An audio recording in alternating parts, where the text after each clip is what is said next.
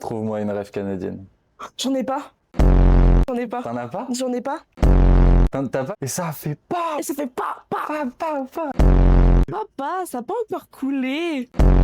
Petit gourmand là. Petit gourmand là. Est-ce que tu peux te présenter? Je m'appelle Méline, je fais mes études en licence économie-gestion, parcours management du tourisme. C'est un peu long. Quand j'ai vu cette pub en fait sur les réseaux sociaux, je me suis dit pourquoi pas faire un stage en fait. Ça ressemblait à quoi ta vie avant de venir ici? Comment je fais pour avoir tous ces points encore? Avec EIC, j'étais très tranquille. J'avais pas besoin de chercher un stage et j'avais comme projet juste après mes études de faire un PVT au Canada. Donc t'as aucune chance, vas-y fonce finalement. Je fais mon stage chez EIC, donc dans le marketing du tourisme. Et t'as eu des a priori avant de venir ici? Non. Du Zéro. coup, En parlant de ici, comment ils t'ont aidé sur ton projet? ils m'ont aidé concernant le visa. Quel conseil tu donnerais à un jeune qui hésite? Fonce. Franchement, ferme les yeux et vas-y fonce, en vrai.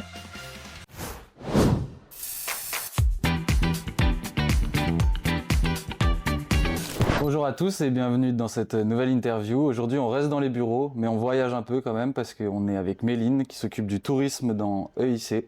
Bonjour Méline. Bonjour. Est-ce que tu peux te présenter? Je m'appelle Méline, j'ai 22 ans. Je suis en stage ici à Montréal, chez EIC, en marketing du tourisme. Je viens de Perpignan, de Tours, mais je fais mes études à Perpignan, là, pour ma 3e année, en licence économie-gestion, parcours management du tourisme. C'est un peu long. Et tu sais c'est pour faire quoi après? J'ai pas de métier très précis, mais j'aimerais bien être dans le revenu management. C'est tout ce qui va être l'économie du tourisme, l'offre et la demande. Donc par rapport aux compagnies aériennes, ça va être la fixation d'un prix. Donc s'il y a beaucoup de personnes qui veulent partir à une date, le prix va augmenter. Petite question que j'aime bien poser à chaque fois, t'as combien de points sur ton permis de conduire? 12. 12? Voilà. Je ne sais pas encore comment je fais pour avoir tous ces points encore. Ça ressemblait à quoi ta vie avant de venir ici? Une vie de stagiaire banale en fait. Révision des cours. Avec EIC, j'étais très tranquille. J'avais pas besoin de chercher un stage. Je voyais tout le monde dans ma licence qui galérait à trouver un stage. Et c'est EIC directement qui ont fait les démarches de stage. Donc j'ai pu réviser mes partiels tranquillement, faire ma petite vie grâce à eux. Et pourquoi le Canada? C'était un pays que j'ai toujours rêvé d'y aller depuis toute petite. Et j'avais comme projet juste après mes études de faire un PVT au Canada. Chose qui est toujours en projet d'ailleurs. Quand j'ai vu cette pub en fait sur les réseaux sociaux, je me suis dit pourquoi pas faire un stage en fait? Faut se lancer, puis qui tente rien à rien. Donc t'as aucune chance, vas-y fonce finalement. Du coup tu veux faire un PVT ici? Tu serais vraiment intéressé pour rester Ouais. ici? PVT Australie ou Canada, mais plus Canada. L'Australie c'est vraiment en dernier recours parce qu'il y a tout le monde qui y va. Mais mon rêve ici c'est vraiment faire la Annick, avoir un van, aller de l'est à l'ouest. Ah ouais? Me balader, grandes villes, les randonnées, les baleines, tout faire en T'es fait. une baroudeuse en fait. Ouais, mais une Annick finalement. Et t'as eu des a priori avant de venir ici? Non. Du Zéro. coup, en fait, je faisais totalement confiance à EIC et je me suis dit, dans tous les cas, si j'ai un problème, j'avais toujours quelqu'un en contact en cas de problème. Par exemple, j'ai eu un problème avec mon visa, j'ai directement appelé EIC. En parlant de ici, comment ils t'ont aidé sur ton projet? Ils m'ont aidé concernant le visa. Je trouve que le visa, c'était vachement une étape compliquée à faire. Ils donnent des conseils, il y a aussi des modules vidéo pour faire les étapes du visa. Mais t'as quand même toute la communauté EIC, quand t'arrives ici, tu te retrouves pas tout Ouais. seul. Après, t'avais déjà des contacts ici, du coup? J'avais aucun contact ici avec EIC. En vrai, on s'intègre quand même super vite, même si on prend pas le logement ici à la communauté, que ça soit grâce au travail, même avec les groupes, les sorties, les événements. On se fait vite des contacts et même ici au Canada, ils sont hyper ouverts aux rencontres. Tu fais facilement des amitiés, que ce soit des Canadiens ou même des Français. On rencontre facilement des personnes. Tu fais ton stage où?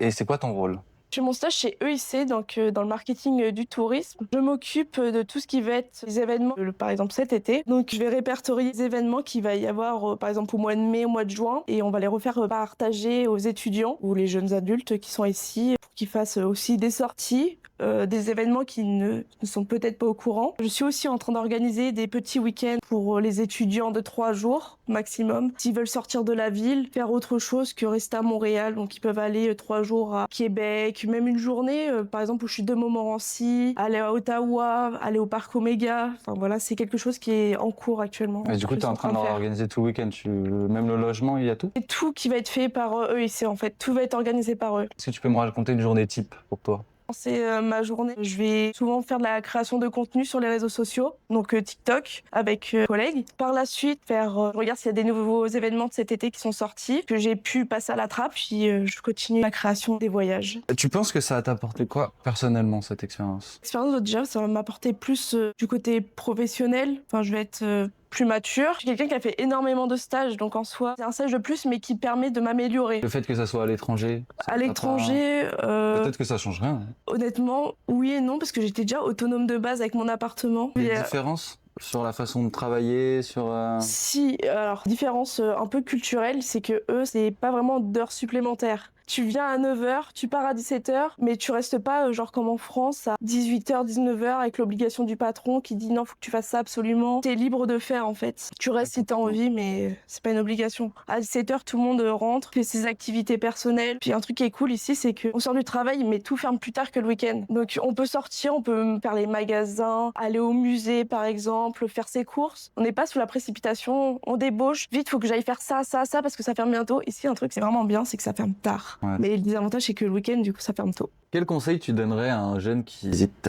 Fonce. Franchement, ferme les yeux et vas-y, fonce, en vrai. Faut pas hésiter, y aller. Hein. C'est une expérience à faire dans sa vie. Il faut se dire que plus tard, dans un CV, quand les recruteurs ils vont regarder, il y aura une personne qui va faire un stage à l'étranger et une autre qui l'aura pas fait. Le recruteur, il va souvent choisir celui qui a fait son stage à l'étranger parce qu'il va avoir plus de compétences, il va être plus autonome. Le stage au Canada, quelque chose à essayer vraiment, absolument, à faire même. Faut pas hésiter à le faire et franchement, avec UIC, moi je le recommande. Enfin, il y a pas de souci. Hein. Bah, ma question qui vient après, pourquoi tu recommanderais UIC? Ils font les démarches du visa, ils t'aident à remplir le visa. Tout ce qui est recrutement, c'est eux qui le font. T'as des coachings par rapport à ton CV qui te conseillent qu'est-ce que tu peux changer, qu'est-ce que tu peux améliorer. Moi, enfin, sur mon CV, il était vachement amélioré. Et quand j'ai par la suite montré à mes professeurs, ils étaient vachement contents de mon CV. Enfin, c'est pas juste un CV qu'on peut utiliser seulement au Canada, on peut aussi l'utiliser aussi en France. Ah, c'est vrai qu'on n'en parle pas assez souvent, même dans les interviews de ça, mais il y a quand même un coaching pour faire son CV, pour se présenter, pour faire un entretien d'embauche et tout. Il y a quand même une formation même qui est donnée avec ça. Qui aide vachement. Moi, ça a été pareil pour mon CV. C'est plus le même avant-après. Et puis c'est cool d'avoir un point de vue quand même extérieur que autre que nos professeurs, même nos propres parents qui regardent le CV, qui se disent ouais c'est bien. Là on a vraiment un point de vue professionnel qui va te dire qu'est-ce qui va pas, ça tu changes. Franchement c'est super déjà cool. avec les photos. Hein. Ouais. Que ici ils veulent pas les photos et même c'est marrant parce que j'ai appris ça il y a pas longtemps. Ça peut être l'inverse. Ça peut être éliminatoire de une photo. On me l'avait dit aussi. Ils aiment bien avoir les soft skills et les hard skills. Ouais, ça, ouais. Alors qu'en France, vas-y, regarde les compétences.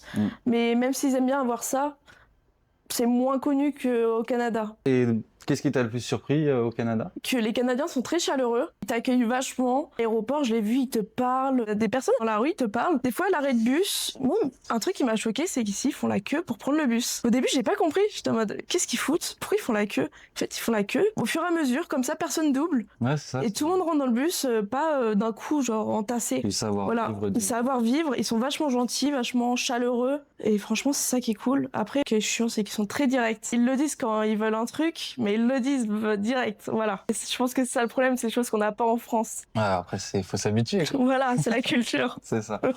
Ok, bah merci beaucoup, Méline. Bah merci à toi. Merci d'avoir regardé cette interview. N'hésitez pas à nous suivre sur les réseaux sociaux et à la semaine prochaine.